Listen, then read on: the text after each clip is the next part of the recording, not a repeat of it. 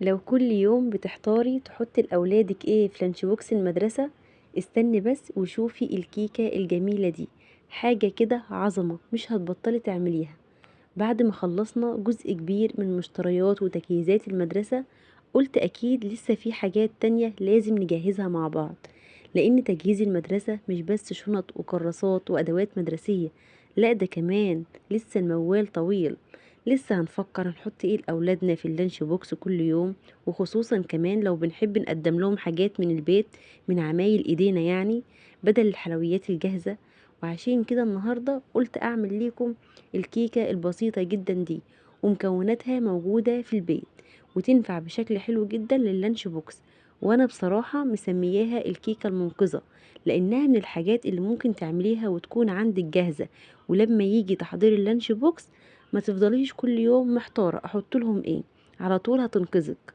فخلونا نشوف مع بعض هنعملها ازاي، وهتطلع حلوة معانا ولا لا، وهل فعلا تستاهل لقب الكيكة المنقذة اللي انا ملقباها بيه لللانش بوكس، ولا انا مكبرة الموضوع شويتين. يلا كده بينا نبدأ الفيديو. لكن ما تنسوش طبعا تضغطوا لايك للفيديو، وكمان صلوا على الحبيب، اللهم صل وسلم وبارك على سيدنا محمد وعلى آله وصحبه وسلم. وكمان نذكر الله لا إله إلا الله.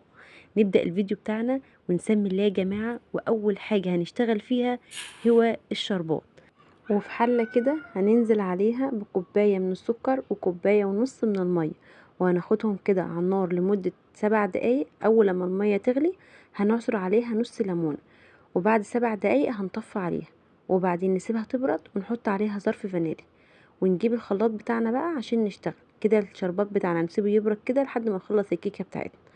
اول حاجة هنجيب 4 بيضات ننزل عليهم ب4 تظرف من الفانيليا، يعني كل بيضة ليها ظرف من الفانيليا، على كوباية من السكر، على تلت كوباية من جوز الهند، ناعم بقى خشن مش هتفرق. وهنا هنحط كوباية من الزيت، وكوباية من اللبن او الحليب، عشان اللي يقول اللبن ما يزعلش واللي يقول الحليب ما يزعلش. تمام كده، احنا عندنا بنقول عليه لبن عادي، لكن في ناس تقول لي ايه اسمه الحليب عادي يا جماعة، والله هما الاتنين واحد.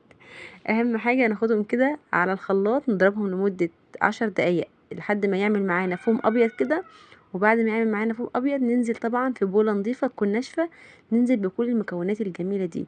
هنا ما كانش عندي برتقان، لو عندك برتقان ممكن تبشري كده، يعني حوالي نص معلقة من بشر البرتقان. انا هنا حطيت ريحة البرتقان عادي خالص، ونزلت بكوباية من الدقيق السميد الناعم.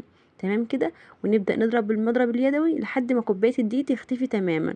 وبعد كده ننزل بكوباية ونص من الدقيق العادي اللي هو متعدد الأغراض، أي نوع دقيق عندك اشتغلي بيه.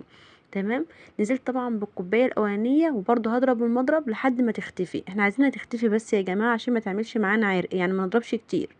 أول لما تختفي ننزل بالنص الكوباية التاني، وننزل بظرف كيك شيف.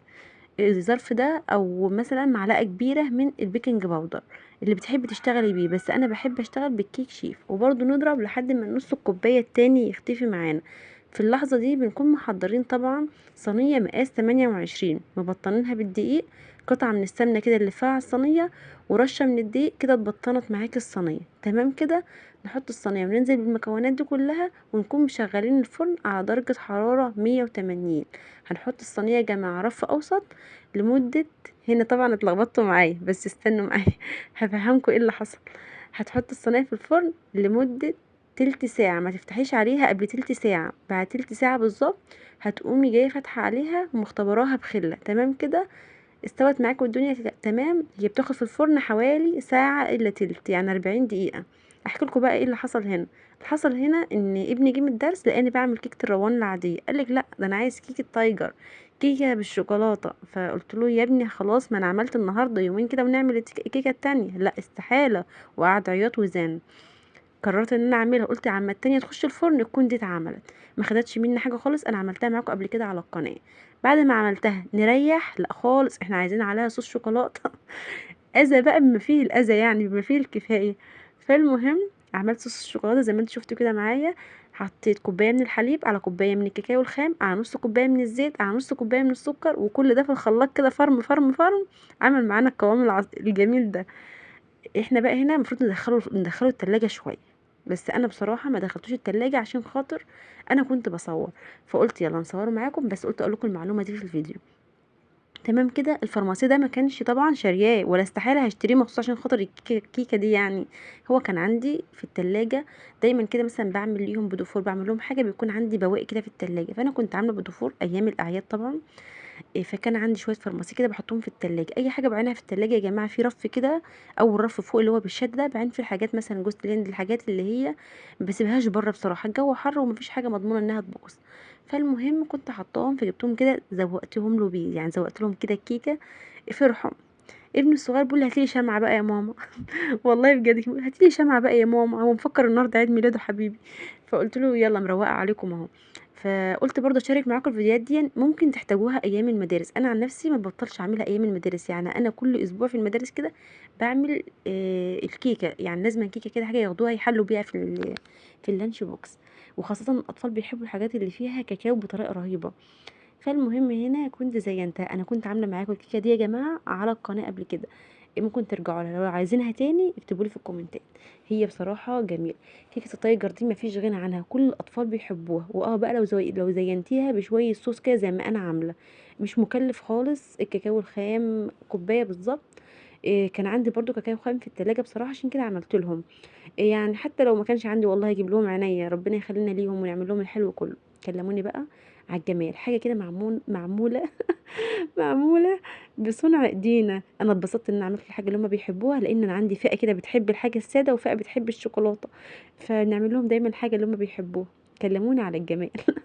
دايما اقول لهم كلموني على الجمال. هنا طبعا الكيكه بتاعتنا كنا اختبرناها، لو اخدت بالكم بشاور لكم على العلامه اللي في الكيكه اللي انا كنت عاملاها بالخله. هنا كان الشربات بارد، لازم نحط الشربات بارد. الكيكه بتبقى طالعه من الفرن، لازم الشربات بارد. فعشان كده عملته معاكم قبل ما ابتدي خالص في الكيكه. تمام كده. الشربات كانت الكميه مناسبه جدا للكيك، واخدين بالكم؟ كانت مناسبه جدا بصراحه للكيك، وشربتها ده دليل ان الكيكه ناجحه، ان الشربات الكيكه تشربه. فده دليل جدا ان الكيكه ممتازه معاكي.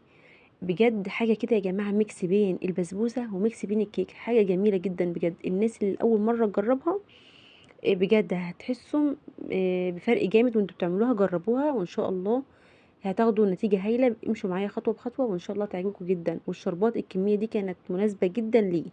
الناس بقى اللي بتعملها بالطريقه دي تكتب لي في الكومنتات. هنا حبيت ازين كده الوش بشويه جوز الهند، بما اننا حاطين طبعا في الخلطه او في الخليط.